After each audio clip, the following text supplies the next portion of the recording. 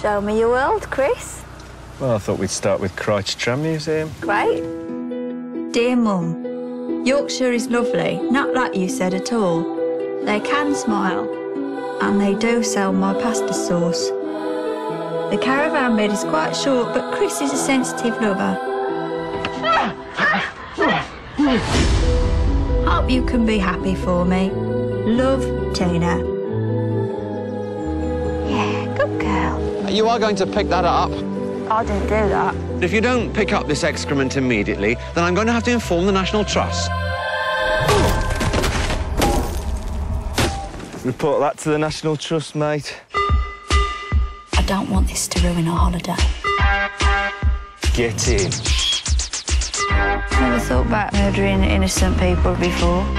He's not a person, Tina. He's a Daily Mail reader. Say one word and it's... I get it, it's just thinking outside the box.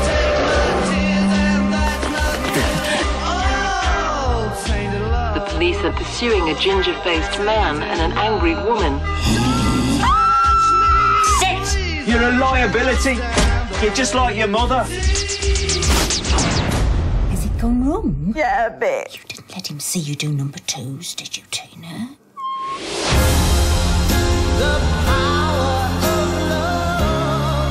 We both said what a nice couple we thought you were. Oh, I love her. I can fly! Everyone else seems to find it so easy to express themselves. I mean, even you've got your knitting. Have you had a nice holiday? Yeah, had a brilliant holiday.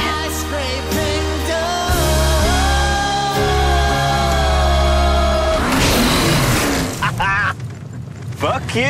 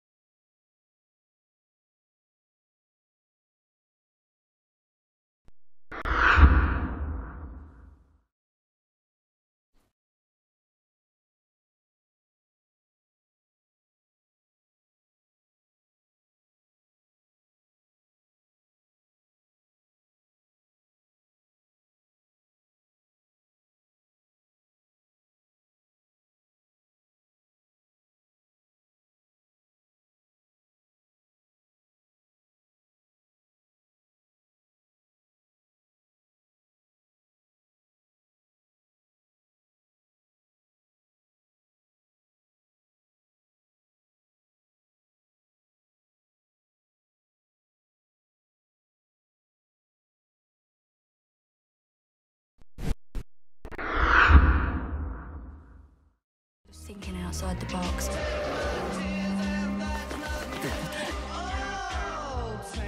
The police are pursuing a ginger-faced man and an angry woman. Hello, welcome to the Eurogamer Developer Sessions. A little housekeeping before we begin. As you may know, we are streaming all of today's sessions live on YouTube, so if you want to watch them back in HD afterwards, you can go to youtube.com/Eurogamer. Anyway, without further ado, I'll introduce our speakers. We have Alex and Dom, and they're here to show you Devil May Cry.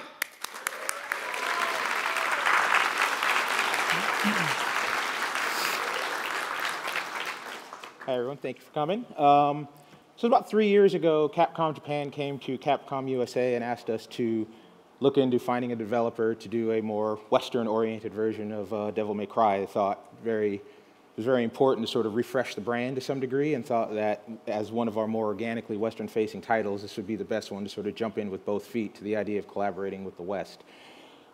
We went to Ninja Theory pretty much right off the bat because they do a lot of things that are very important for a DMC game in terms of narrative, storytelling, cutscenes. All these things are very important.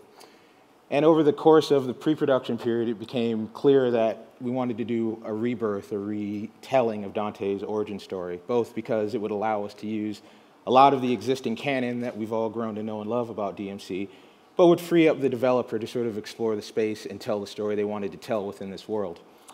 And I can say we're very happy with what we're about to show you.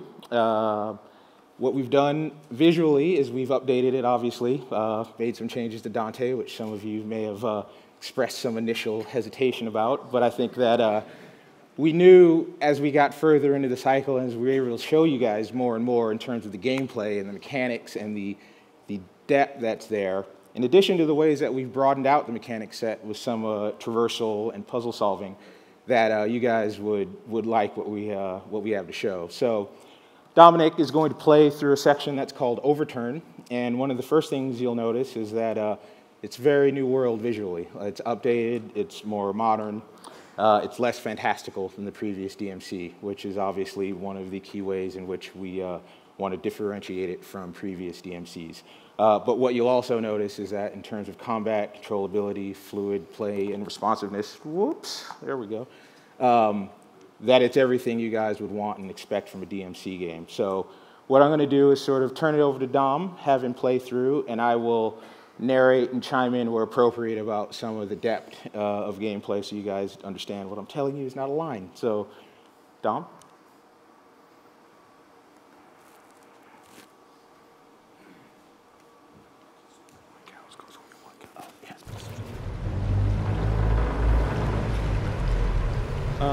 So we're looking at a level that's about halfway through the game at this point.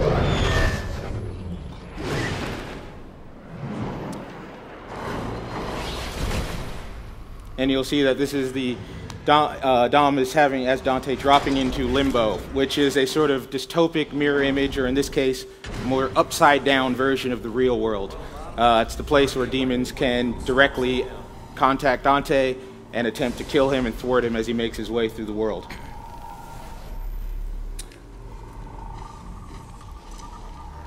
So this idea of the living world being alive is what we call malice. Essentially, the world is aware of your existence. It will attempt to thwart you in ways great and small, barriers that you're forced to cut through, things like trapdoors falling out from under you, and something is over the top, say a building collapsing.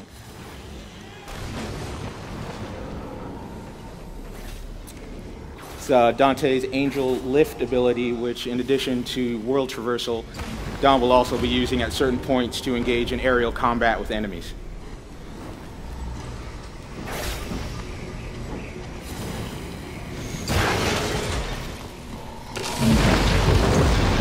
Let's get ready to roll.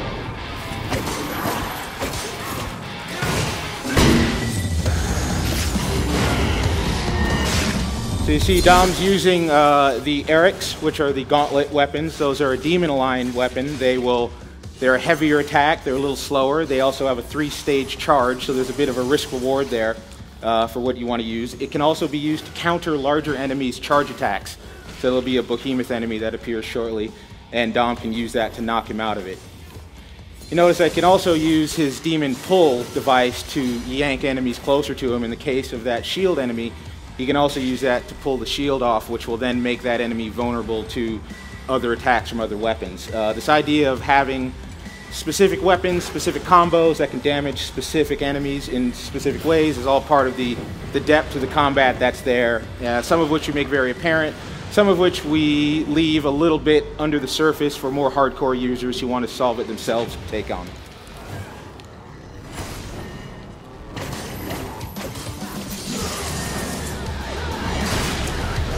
You see that Dom is able to switch seamlessly between weapons. So he has angel abilities, which have a set of weapons associated with him, demon abilities, which have a certain set of weapons associated with him, and he can seamlessly switch between any of those weapons. So what it allows you to do is, while we streamlined the styles like Royal Guard, Trickster from the previous DMC, it hasn't made it necessarily easier or more casual. It's actually opened it up. Your ability to switch weapons on the fly really gives you the ability to create sort of infinitely personalized combo strings that allow you to sort of riff and improvise as much as you were ever able to in previous DMCs.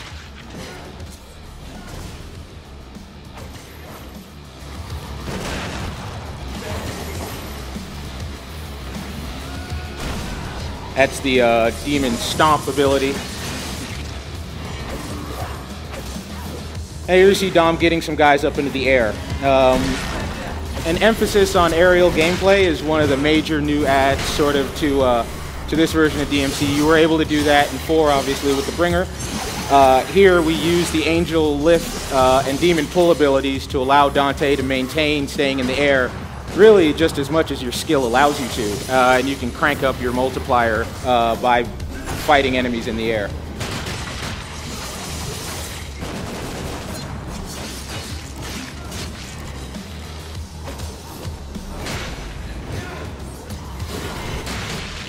You'll see that the style system is still there. One change to that, which was a concession to just make it more open, is that you can sort of see your scoring as it's happening in real time. This doesn't make it easier, but it does allow you to figure out what attacks get your multiplier up so you can achieve those triple S's without having to do any sort of under-the-hood reverse engineering.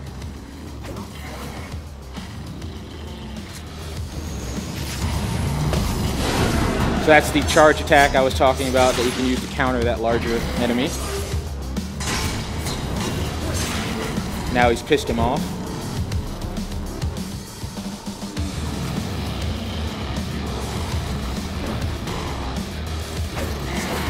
The Angel Glide ability, which Dom used to sort of glide over him, get the guy's back exposed and yank him down.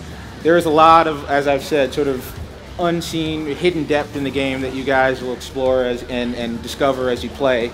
Some of it, like I said, we make obvious. Others, we challenge you guys to find it for yourselves. But there are lots of elements for hardcore gameplay that DMC fans have loved since the beginning, sort of jump canceling, enemy step, all these things that previous DMCs have done, we have in this one. And largely that came out of a very close collaboration with Capcom Japan, who worked very closely with us.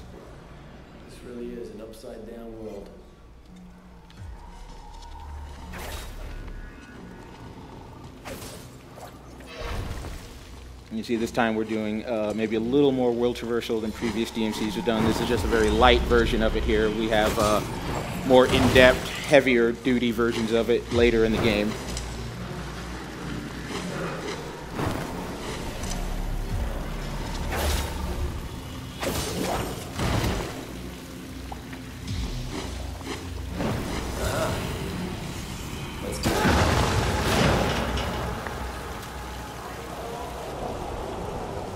God's work, are you, Bob?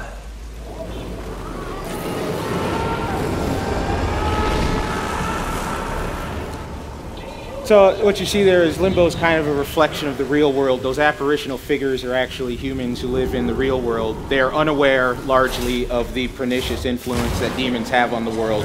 That's the foundation for the story, is Dante, along with his brother Virgil, working with a group called the Order, to sort of pull back the veil on the demon influence on Earth and defeat it. You see Dom just parried the grenade throwing attack by knocking that grenade back to him. Just one of the other small little nuances in combat that's there to discover. Speaking against your overlord is sacrilege. Therefore, your voice has been silenced.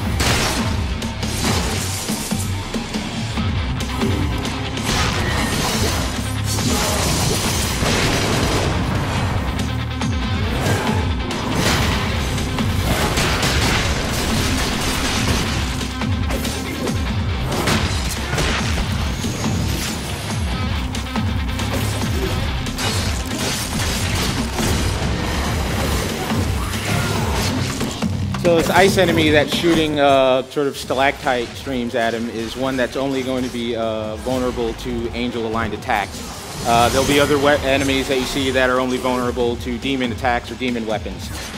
So you'll be forced to sort of think and strategize your way through a lot of the bouts, throw combinations of enemies that force you to sort of think through how you're going to attack them, which ones to kill first, which ones to save for last. Feeding into both your style rank and just your ability to get through any particular encounter successfully.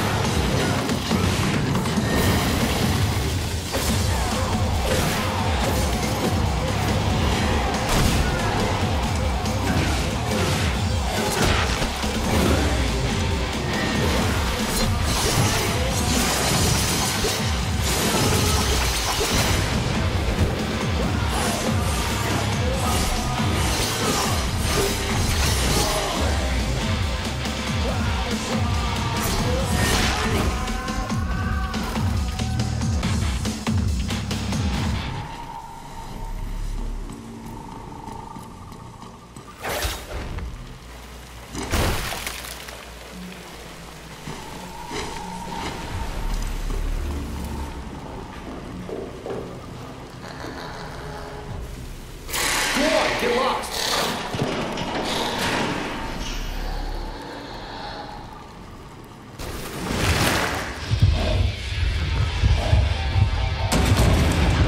So these nasty bits of business are the rage creatures. That's basically a fully grown version of the smaller thing Dante has been shooing along through the course of this level. Rages come in a couple different flavors, one that's invulnerable to demon attacks, one that's invulnerable to angel attacks. They work in pairs, so if you kill one, the other one then goes into a rage mode, which doubles or multiplies their damage attack, makes them far more aggressive. So the sort of strategy here is to whittle them down at more or less the same pace evenly, so that you're not, when you kill one, having to fight a fully enraged rage that has full health, which I'm not sure if Dom has done or not.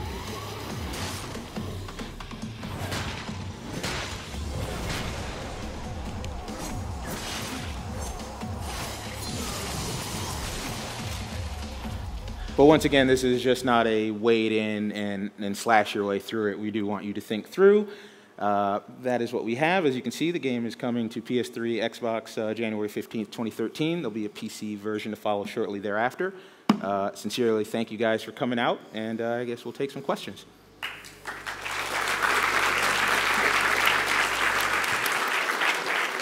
Thanks very much, guys. Yeah, so we have a couple of guys in the audience with microphones. If you have questions, stick your hand up, we'll find you. When you get the microphone, please stand up and ask your question. And yeah, we'll see how it goes. Okay, we'll start in the centre here. Obviously, the game is a complete reboot. Does that mean that any of the former story is canon, or...? Well, so the game itself takes place outside the chronology of any of the previous DMC, so it's its own world, a parallel timeline, if you will.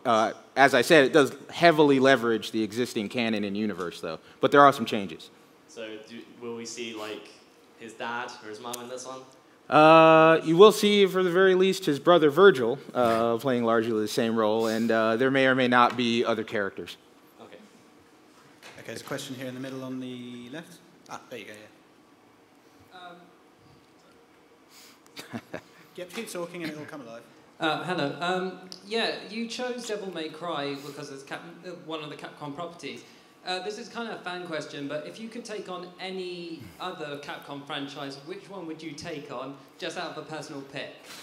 As a personal pick? Yeah. If you could make a westernized version of any other Capcom property. Can you do Maximo, please? Rival schools. Rival schools. And the second question I want to ask very quickly was the Virgil reveal trailer. A lot of people said it contains like spoilers in it. You're probably the best people to tell us. Was that trailer just vague enough to not give away major stuff? Because only you guys could probably confirm that. It was just vague enough to not give away major stuff. We wanted to make it clear that there was a lot of continuity with previous DMCs, so having Virgil in playing largely the same role, we really wanted to showcase what his function was in the story in the game. But yeah, there are some things just out of scene that will be surprising. Okay, thank you very much. Yep. Okay, there's a question down here on the right first, sorry, and then you in the centre. Oh yeah, I absolutely love the way that you're taking the franchise, but there's a pretty infamous GIF going around at the moment of a boss battle, and with each arbiter hit, it just goes C, B, A, S, S. Have you fixed that? Fixed. Brilliant. Yeah. Thank you, because no it was just like, fix it. Yeah, no, Cheers, yep, man. one word answer. Okay. Keep your hands up if you do have questions, we'll keep finding you with microphones. I was wondering, is Virgil going to be a playable character in this, like in Devil May Cry 3 Special Edition? Normally you would answer with some sort of coy, but I don't want to get anyone's hopes. He's not playable in the main storyline of the game. It's Dante's story, so no Virgil in the box. What's the second question?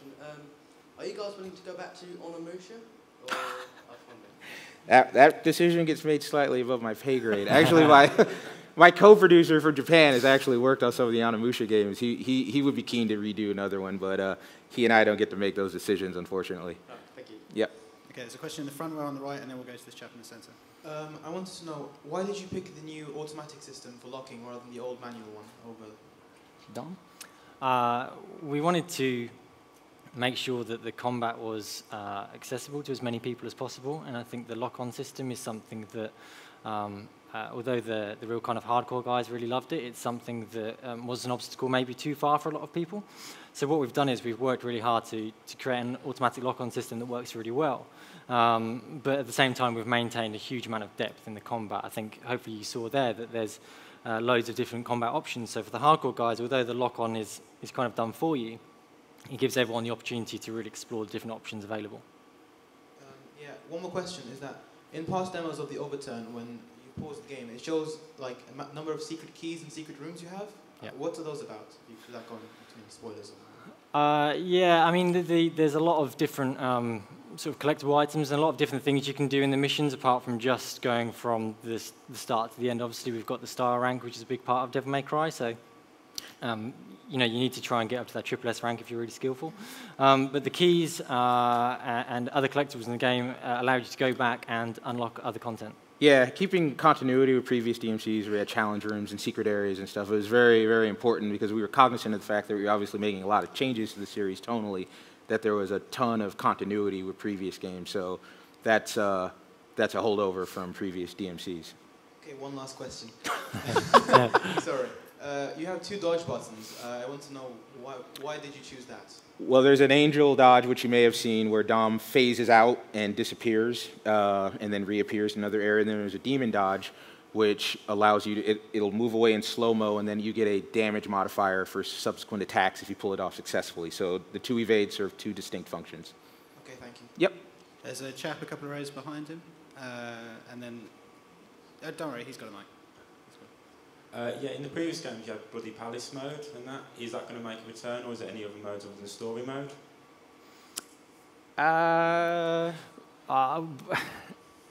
At the moment, we're just talking about the main missions in the game. I mean, there's lots of replayability there, but watch this. There are novelty modes in the game that unlock as you finish the campaign. So there is that. We're not talking specifically right now about which novelty modes, but there are several options for replayability once you've done this main story campaign. Thank you. Yep. Okay, I actually forgot about this guy. Go on. Thank you very much. If I can ask a small question to both of you, please. First of all, to you, it's kind of a two-part question. Will DMC be supported by post-release content, and if so, is it going to be on disc? Oh, someone bought Cross Tekken, huh? Yeah, I mean, right now we're focusing on getting the main game done. DLC is always an option, but right now we're focusing on getting it on, and if we do it, it will not be on the disc. Right, thank you very much, I appreciate that. I'll be definitive about that. Will not be on the disc. It's good to see you, Lloyd. It's for yourself. I'm a big fan of Devil May Cry. I really like what you've done with the new Dante. So Thank you. That's positive feedback. Seeing him in PlayStation All-Stars and Nariko as well, given Ninja Theory a relatively young studio, do you think that kind of relation you can sort of put water under the bridge and maybe visit Heavenly Sword now you've worked on such big series? Heavenly Sword is an IP owned by Sony, so we get a lot of people asking us whether we're going to revisit that series. All I can say is that we're not working on it at the moment, and you know, if everyone loves it, then you know, Sony are the people to tell. I'm pretty sure you'd make people happy if you did. Thank you. Okay, there's a lady over here on the right. Remember to keep your hands up between questions as well, so our guys can spot you. I just played the first version about Devil May Cry, but after I saw this walkthrough today, I feel it's really nice about the graphics, I mean, like the visual things I saw. So, because personally I work with game industry, but I'm quite new one. So I was wondering, did you update your game engine as well, or between the different versions? I mean, well, compared with the first Devil May Cry, so is there a rapid difference between the graphics? So I was quite curious about the game engines. So the engine that we use for DmC is the Unreal 3 engine, and it's an engine that we modify quite heavily to get the best out of it. See, so you use the UDK server 3.1. Yes. So, and you just update it so that. Yeah, I think the original Devil May Cry games were made using proprietary Capcom engine. Yeah. Since it's the difference between an internally developed game and an externally developed game. Yeah. Could you think it's still in another link I make between the hardwares? For example, a computer is quite different, and the game console is different as well. So, do you think the game engine works with that, and you need to pay attention about the hardware as well while developing games? Do you mean whether we kind of keep an eye on other technologies? Yeah, exactly.